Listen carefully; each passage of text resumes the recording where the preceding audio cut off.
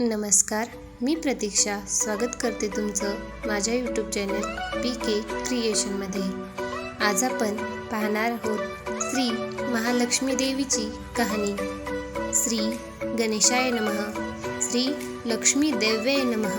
ओम श्री क्लूम ओम धनं देहि माम। ओम धनदाय नमस्तुभ्यं। निधि पद्माधिपायश्च भवन्तु त्वत्प्रसादान्मे धनधान्यादि संपदः। ध्यानी घ्यावी श्री लक्ष्मी देवीची कहाणी। द्वापार युगातली सौराष्ट्र देशाची मोहिनी। आटपाट नगर होतं। तिथे एक राजा होता। राजाचं नाव होतं भद्रश्रवा। तो शूर होता, दयाळू होता, प्रजादक्ष होता, देवा ब्राह्मणांना साधू संतांना सुखवीत होता। राजाच्या राणीचं नाव होतं सुरतचंद्रिका। ती रूपानं सुंदर होती, पण स्वभावानं गर्विष्ठ होती। मागच्या जन्मी ती होती एका वैश्याची बायको। नवऱ्याचं तिचं भांडण होई घरी वैतागली गेली म्हणून निघून रानात। तिथं पाहिलं सुवासिनींना त्या करीत होत्या लक्ष्मी व्रत। तिनं पाहिलं व त्याबरोबर तसं व्रत केलं। दुःख गेली, दारिद्र्य संपलं, परिस्थिती सुधारली। देवीची भक्ती करीत होती, पुढे गेली ती मरून। पुढचा जन्म स्त्रीचाच झाला। पुढे भाग्य उजळलं, भद्रश्रवा राजाशी लग्न झालं। ऐश्वर्य हाती आलं, गर्वानं फुगली, गरिबांना विसरली, तोऱ्या ताठ्यानं बोलू लागली, दासदासीवर खेकसू लागली। एकदा काय झालं, देवीच्या मनी आलं राणीला भेटावं, मागची आठवण द्यावी, ती ओळखते का पाहावं। राणी राजवाड्यात मजेत राहत होती। राजा तिचं कौतुक करी। त्या दोघांना 7 मुलगे होते। एक मुलगी झाली, मुलीचं नाव होतं शांबाला। एके दिवशी अचानक देवीनं म्हातारीचं सोंग घेतलं। फाटकं वस्त्र ल्याली, हाती काठी घेतली आधाराला। हळूहळू पावलं टाकीत आली राणीला भेटायला। वाड्याशी आली अन आरोळी दिली। आहे का कोणी घरी, घालील का कोणी घास। दासी आली बाहेर, म्हातारी दिसली समोर। तिनं विचारलं, कोण ग तू, कुठून आलीस, काम काय काढलंस, तुझं नाव काय, गाव काय, काय हवं आहे तुला। म्हातारी सांगू लागली हळू आवाजातच, तशात खोकलाही येई अधूनमधून।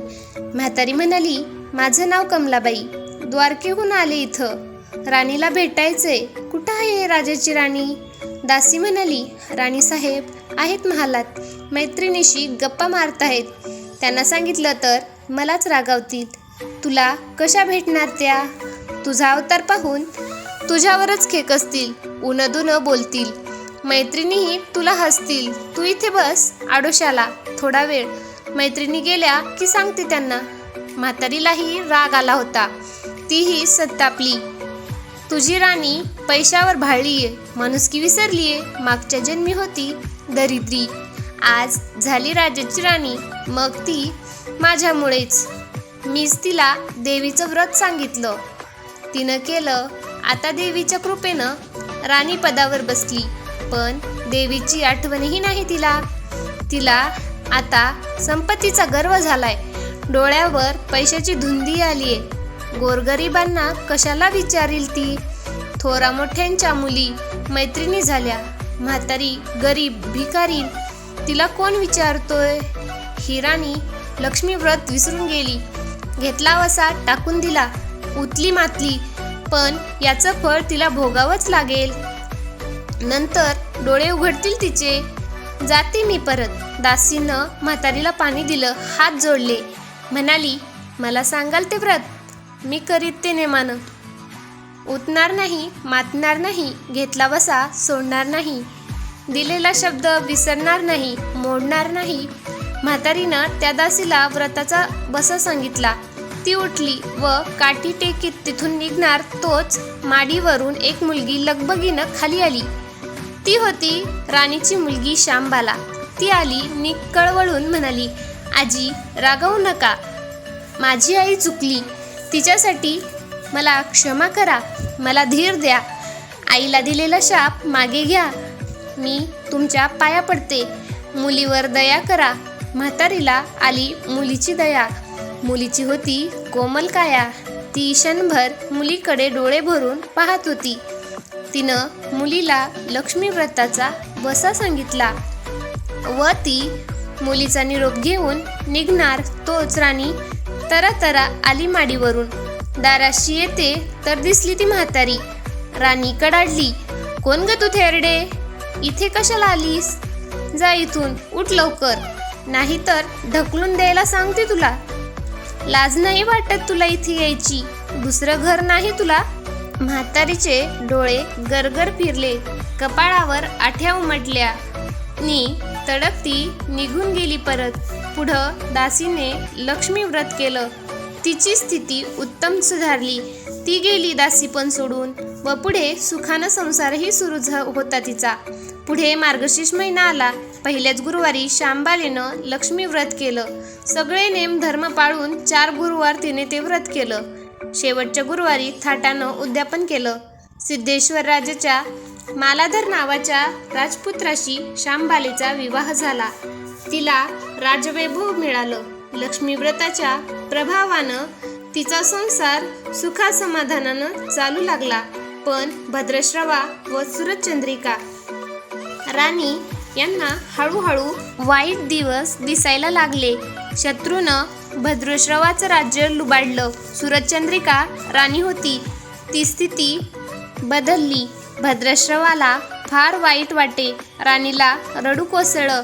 पण करणार काय?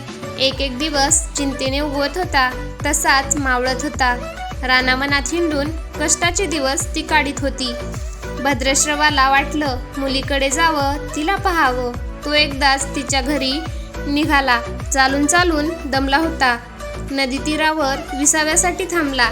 राणीची दासी नदीवर येत होती. तिनं भद्रश्रवांना पाहिलं, ओळखलं. परत लगबगीनं घरी गेली. राजाला बातमी सांगितली. मालाधरानं माणसं पाठवली, रथ पाठवला. शूर वीरांना घरी आणलं. मान सन्मान केला. नवीन वस्त्र दिली व गळ्यात हार घातला. शांबाला वडिलांची नीट व्यवस्था ठेवत होती. राजाचे दिवस मजेत जात होते. आता राजा परत जायचा विचार त्याच्या मनानं घेतला. जावयाला तसं सुचवलं. भद्रश्रवा मुलीचा व जावयाचा निरोप घेऊन निघाला. जावयानं नौकराजवळ एक हंडा दिला. मोहरांनी भरला होता तो. नौकराच्या सोबतीनं राजा पुन्हा घराकडे परतला. चंद्रिकेला भेटला. हंडा पाहून ती खुलली. हंड्यावरचं झाकण काढलं. आत पाहते तो काय, आत दिसले कोळसे. सुरचंद्रिकेने कपाळावर हात मारून घेतला. नवऱ्याला सांगितलं. तोही चकित झाला ते ऐकून. दुःखाचे दिवस संपत नव्हते. दारिद्र्याचे भोग सुटत नव्हते. चिंतेचे ढग सभोवर दिसत होते. काळजीचा वणवा भडकत होता. सुरचंद्रिकेला एक दिवस अडचणीचा वाटत होता. तिच्याही मनाने घेतलं एकदा मुलीला भेटावं, डोळे भरून पाहून यावं. आपल्या नशिबाचे भोग आपणच सोसायला हवेत. दुसरं करणार काय? एका गुरुवारी ती घरून निघाली. मुलीच्या गावच्या नदीतीरी बसली. अगदी दमून गेली होती ती. त्यावेळीच एक दासी नदीवर आली होती. तिनं राणीच्या आईला ओळखलं. ती महाली गेली. राणीला बातमी दिली, तुमची आई नदीवर बसलीये, खूप दमलेली दिसली. तिला आणायला पाठवा कुणीतरी. शांबालेनं रथ बोलावला. आईला घेऊन यायला सांगितलं. आई रथात बसून घरी आली. शांबालेनं पाहिलं. आईला तिनं प्रेमानं मिठी मारली. मुलीच्या घरचं ऐश्वर्य पाहून तिचे डोळे तृप्त झाले होते. पण तोंडातून शब्द फुटत नव्हते. आईला स्नान करायला सांगितलं. मग पैठणी नेसायला दिली. गळ्यात सोन्या मोत्यांचे अलंकार घातले. आईचं रूप उठून दिसू लागलं. दुपारीची वेळ झाली. शांबाला लक्ष्मी व्रताचा वसा करीत होती. लक्ष्मी देवीची भक्तिभावानं पूजा करीत होती. आरती झाली. धूप दीपाचा वास दरवळत होता. शांबालेला उपासच होता. तो ती कडकडीत करी, अगदी निराहार राहून. आईच्या जेवणाची तयारी झाली होती. तिनं आईला जेवायला बोलावलं आणि आईला मागच्या जन्माची आठवण झाली. ती लक्ष्मी व्रताचा वसा करीत होती. लक्ष्मी देवीच्या कृपेनं ती राणी झाली होती. ती म्हणाली, श्यामा, मी पण जेवत नाही, मीही तुझ्याबरोबर उपासच करीन. श्यामा, ठीक आहे म्हणाली. मार्गशीर्ष महिनाच होता तो. 4ही गुरुवारी मुलीनं केलेले व्रत तिच्या आईनं पाहिलं होतं. भक्तिभावानं नमस्कार करीत होती, उपास करीत होती, सर्व दुःख दूर व्हावीत म्हणून प्रार्थना करीत होती. महिना संपला व घरी जायचा विचार ठरला. तिला पोचवायला शांबाला बरोबर गेली होती. 4 दिवस राहून शांबाला परत निघाली. मालाधरानं पूर्वी पाठवलेला हंडा तिनं घेतला, त्यात मीठ भरलं व तो नौकराजवळ देऊन ती पुन्हा आपल्या राजवाड्यात आली. मालाधराशी गप्पा गोष्टीत वेळ जात होता. त्यानं सहजच विचारलं, माहेराहून काय आणलंस? शांबालेनं बरोबर आणलेल्या हांड्याकडे बोट दाखवलं. मालाधरानं झाकण काढलं. आत काय दिसलं त्याला? मिठाचे खडे. अगं वेडे, हे मिठाचे खडे कशाला? इथं नाही का मिळत मीठ? हो मिळतं ना, पण हे मीठ माझ्या वडिलांच्या राज्यातलं आहे. वडिलांचं राज्य सौराष्ट्रात होतं. तिथल्या शेजारच्या समुद्राचं आहे हे मीठ. समुद्रतीरावर दूरवर माझ्या वडिलांचं राज्य पसरलं होतं. पण आज शांबालेच्या सांगण्यातली गोम राजानं हेरली होती, पण तो विचार चक्रात गुंतला होता. शांबाला सांगत होती, हे मीठ जीवनाचं अमृत आहे. मिठानंच अन्नाची रुची येते. मीठ नसेल तर सारे पदार्थ आणि बेचव. जो माणूस जिथं मीठ खातो तो धन्याशी नेहमीच इमानी राहतो, त्याचं रक्षण करतो, कामात कसूर झाली तर प्राणार्पणही करतो. मालाधराचं विचारचक्र थांबलं नव्हतं. त्यानं ताबडतोब आपले सेवक आपल्या सासऱ्याकडे भद्रश्रवाकडे पाठवले व त्यांना ताबडतोब बोलावून घेतलं. भद्रश्रवाला या तातडीच्या बोलण्याचा काहीच अर्थ कळत नव्हता, पण अधिक विचार न करता तो तातडीनं जावयाकडे आला. दोघांची गुप्त बैठक झाली व त्यातून एक विचार निश्चित झाला. भद्रश्रवानं आपली अनुमती दिली होती. मालाधरांना आपल्या मुख्य सेनापतींना ताबडतोब भेटून जाण्याची आज्ञाच केली. सेनापती आले व त्यांनी मालाधरांना आदरपूर्वक वंदन केले. काय आज्ञा? असं नम्रपणे विचारलं. भद्रश्रवाचं राज्य जिंकून घेतलेल्या शत्रूवर ताबडतोब स्वारी करून जायचं. प्रत्येक सैनिकांच्या हाती या हंड्यातला एक मिठाचा खडा द्यायचा. शपथ घेऊन शर्थीने झुंजायला सांगायचं. राजाच्या आज्ञेनुसार सेनापतीनं सर्व व्यवस्था केली व दुसऱ्याच दिवशी सर्व सेना घेऊन शत्रूवर चाल केली. शत्रू बेसावध. मालाधराचे सैनिक अधिक सावधगिरीने शत्रूच्या राज्यावर तुटून पडले. घणाघाती लढाई सुरू होती, पण मालाधराच्या सैनिकांचा पवित्रा शत्रूला अडवताच येत नव्हता. शत्रूचे सैनिक जमिनीवर कोसळत होते. मालाधराचे सैनिक पराकाष्ठाने पुढे सरसावत होते. युद्धाचं तांडव अखंड चालू होतं. सूर्य पश्चिमेकडे सरकत होता. थोड्याच वेळात अंधार पडला.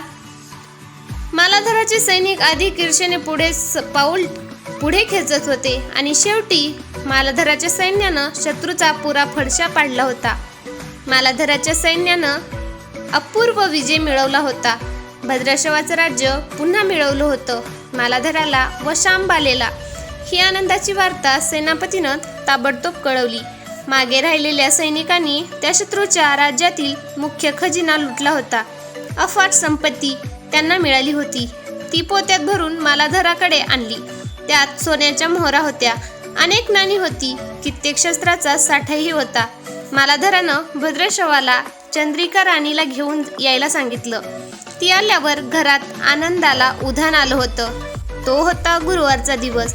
शांबालेनं लक्ष्मी व्रताची पूजा केली होती. आरती केली. धूपदीपाचा सुगंध दरवळत होता. तिनं व तिच्या आईनं उपवास केला होता.